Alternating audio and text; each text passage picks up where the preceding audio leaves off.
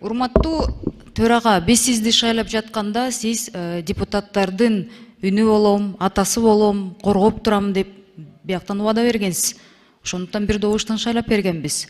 Эми кечээкү кабинет боюнча эми ар кандай ой пикирлер болуп атат. Бирок аякта кол койгон Элмира Усеновнада кеп эмес да. Кабинеттен чыгарып жатканда УКМКнын 2 кызматкери келип маңдайында туруп чыгартышкан. Аны парламентте бүт баары билишет. Анан аялдарга жабышкан деле баарыбыз кыйынбыз. Но дело же не в этой женщине.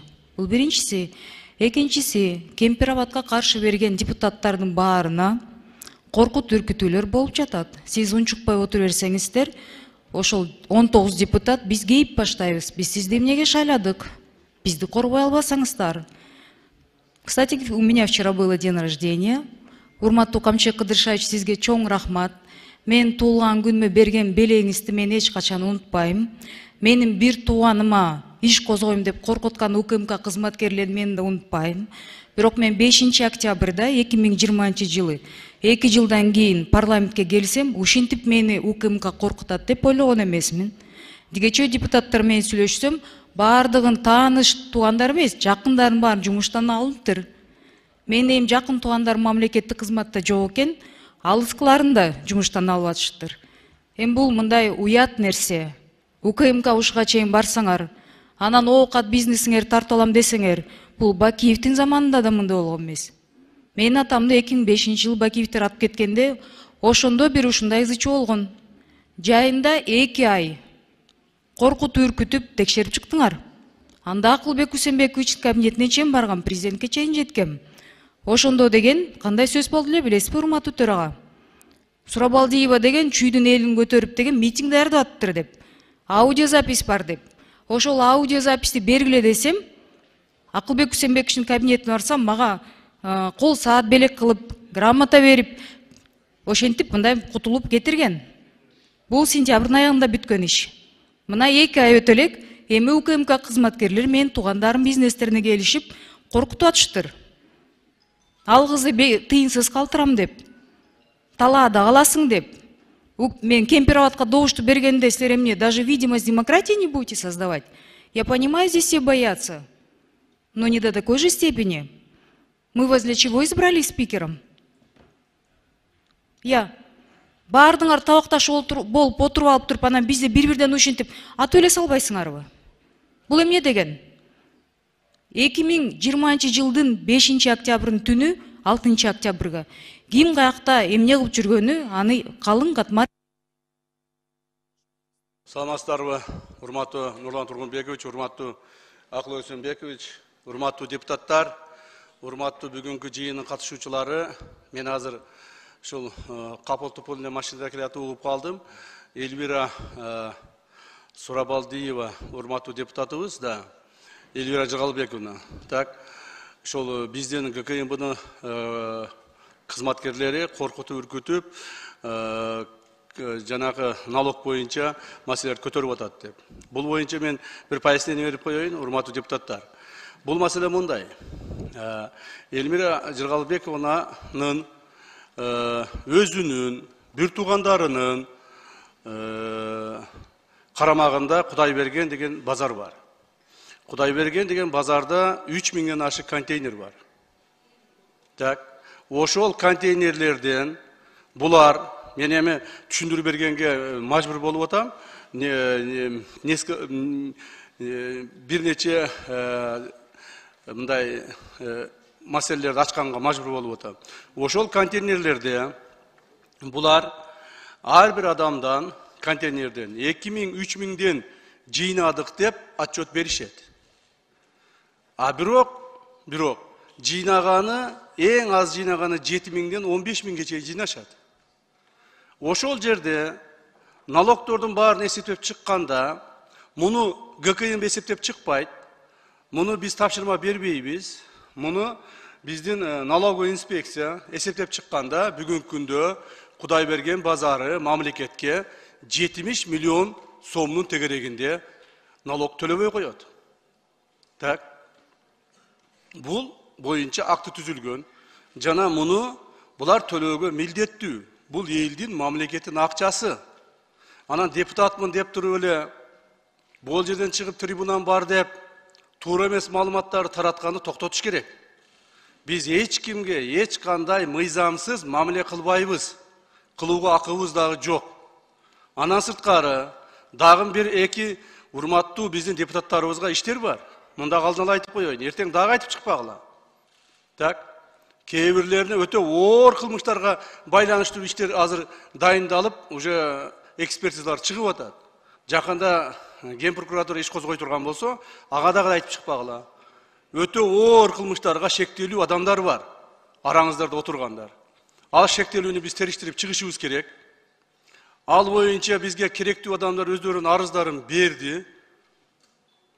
Биздин милдетибиз. Эгерде ошол арыз түшсө, биз аны карабай койсок, ошондо айтса болот. Мына мен арыз жаздым, мен арызым карабай атышат депчи. Эгерде биз ошо текшерүү маалында, же болбосо иликтөө маалында ал кылмыштар такталбай турган болсо, аны дагы сот аркылуу чечим кабыл алынат. Ошондуктан, урматтуу Элмира Жыргалбековна, сиз маган эч кандай претензия коюуга мындай негиз жок. Мен сизди көргөн да эмесмин, сүйлөшкөн да эмесмин, учурашкан да эмесмин, байланышкан да эмесмин. Так. Ошондуктан сизди депутат катары сыйлайбыз. Эгерде сиздин кайсыл бир деңгээлде мыйзам менен өзүңүздүн бир проблемаңыз болсо, налоговый инспекцияга барыңыз, олтуруңуздар, разберитесь, так? Андан кийин гана айтсаңыз болот. Эч кандай бир адамыңызды апарып биз камаган жокпуз, же башка кылган жокпуз. Жок жерден айта берген туура эмес болот. Тем более мен атымды атаганда, значит, мен атымды атап, фамилиямды атасам эле баары ушундай болуп кетет экен деген ойдон алыс болуңуздар. Мыйзамдын чегинде гана барыңыздар. Эгерде претензияңыз болсо, дагы бир жолу айтам, налоговый инспекциянын башчысы баруу берди. Ким эле? Туруп коюңузчу. Вот налоговый инспекциянын башчысы отурат. Ушуга претензияңызды айтыңыз. Налогуңузду төлөңүз. Эгерде налог төлөбөй турган болсоңор, мыйзамдын чегинде биз чараны колдонобуз. Рахмат, кечиресиз. Рахмат, 5-чи микрофон. Рахмат. Урматтуу салык кызматынын жетекчиси. Микрофонду аласыздарбы? Кудайберген базарында, жайында 2,5 ай текшерүү жүрдү, туурабы? Канча салыкты доначисление болду, канчасын төлөштү? Ооба ал мен апам. Маркум Жыргалбек Сурабалдиевдин жубайы. Мурдакы эми ана вдова сейчас. Сколько доначислили? В порядке 2 миллионов. Прошло сколько месяцев с того периода проверки? Сентября. 2 месяца. Бир ай өттү. Бир айда сизди адашты деп, сизди ГКМБ текшердиби? Жоопкерчиликке тартылдыбы бирөө? Салык кызматынан? Жок. Тартылган жок. Сиз адаштыңызбы? Же Камчы Кыдыршаевичтин бир тууган иниси биякта турат, Элвира, сен кемпир-абадка каршы бербедиңби, өзүңдөн көрдү деген сөздү мен кандай түшүнөйүн анда? Биякта азыр иниси айтат, причем тут я деп. А причем тут мои родственники тогда? Кечөө мага мына Кудайдын куттуу күнүндө, мен туулганымда мына дос отурат жанында, кабинетине чакырып алышып, гүл берип, торт берип, туулган күнүңүз менен куттуктап деп, ошактан сураганда ма берген жооптору. Жанында отурган кишисинен мына бир тууган иниси. Бул эмне дегендик десем, эми сиз каршы бербедиңизби дейт. Анан менин тиешем жок деп ошентип жооп берет. Жок, салык кызматы биз экөөбүз түшүндүк бирибизди. Бизде, урматтуу төрага, бизде канча президент бар мамлекетибизде?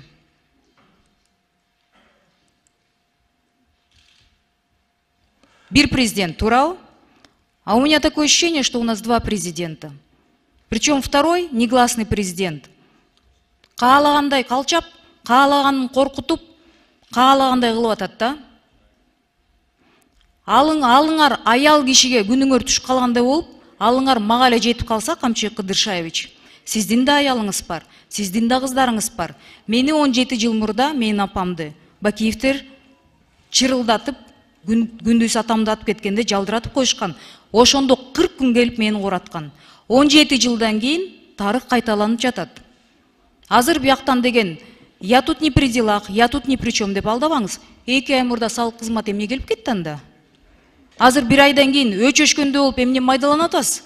Кабинеттен кууп чыктыңыз. УКМКнын биякта ар бирөөсүнө мына биякта отурган депутаттар сүйлөй албай да калышты. Баары айтып атат. Кече бүт кыдырып чыктым каршы бергендерди. Мен де мамлекеттик кызматта иштеген туугандарым жок экен. Баарын кетирдиңиздер. Кече болсо кыргыздын жараны экен, аны вообще кууп салдыңар. Сизге жакпаганын баарын кууп, атып эле салбайсыздарбы? Жакпайт экен айтканыңыз. Айтышпай да калды сиз менен эч ким. Мушташы эле тиги эркек киши болуп деген тиги биякта бирөө сүйлөсө, аны да кабинеттин эртеси күнү. Это мелочность. Я настолько вас разочарована, я была совсем другого мнения. Но меня больше пугает то, что... Рахмат. Урматтуу депутаттар, мен бир нерсени айтып коеюн. Жеке маселени, ушул жеке өзүңөрдүн маселеңерди ушул жерде разборка кылбасаңыздар. Давай биз негизги иштик аткарайлы. Ато ар кимиң чыгып алып эле өзүңөрдүн маселеңерди айта бересиңер бул жерде. Анан чоң немеге айланып кетип атат. Айтылды, делди, эми кайым айтышып бу жерде отурбайлы да, биз иштейли да, урматтуу депутаттар. 1 секунд мен айтып коеюнчу, уруксат берсеңиз. 1 секунд айтып коеюн, мага жооп берүүгө. Урматтуу Элвира Жыргалбековна, дагы бир жолу айтайын сизге. Сизди мен көргөн да жокмун, сүйлөшкөн да жокмун, уккан да жокмун, билген да жокмун, эч кандай сиз менен байланышым жок. Бул бир. Ким менен байланышыңыз болсо, ошого таарынам. Так, эч кандай мамлекетте канча президент бар экенин билбесеңиз, анда уят эмеспи сизге. Андан сырткары майдаланып мен эч нерсе кылган жерим жок. Кечеки жараныңыздын, сиздин жараныбыз деп ататкан адамдын чыгарылышын ага дагы эми сөз бересизби, бербейсизби же тартиптүүрөөк болбойсузбу? Сизди угуп турдум го. Тартиптүүрөөк болуп туруңуз, пожалуйста. Так. Анан каяктагы эле жок нерселерге менин атымды жабыштырып айта бербең да. Кечеки соттун чечимин, сот чечим чыгарды. Ички иштер министрлиги расследование жүргүздү, прокуратура аны утвердить этти. Причем тут я? Еще раз говорю, ну естественно, это не я, не наше ведомство. Суд принял решение и выдворили. И что я должен? Я даже об этом не знал. Понимаете ли? Я бегаю по командировкам, работаю, уже 2 дня встречаю коллег. Я даже не знал о том, что его выдворили. Только ночью, когда домой приехал, после этого узнал. Во-вторых, вы ознакомьтесь, почему его как бы выдворили.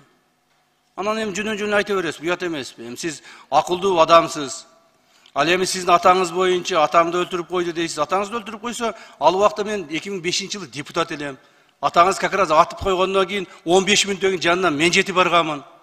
Билбесеңиз. Так? Ошол жерде мына биз ошол жерде көргөнбүз ошонун бардыгын. Мени эч кандай билбейт деп айта бербеңиз. Кимдин эмне кылганын да өзүңүз жакшы билесиз. Алар менен кайра достошуп жүрөсүз. Болду, урматтуу депутаттар, биз биринчи маселеге өтөбүз.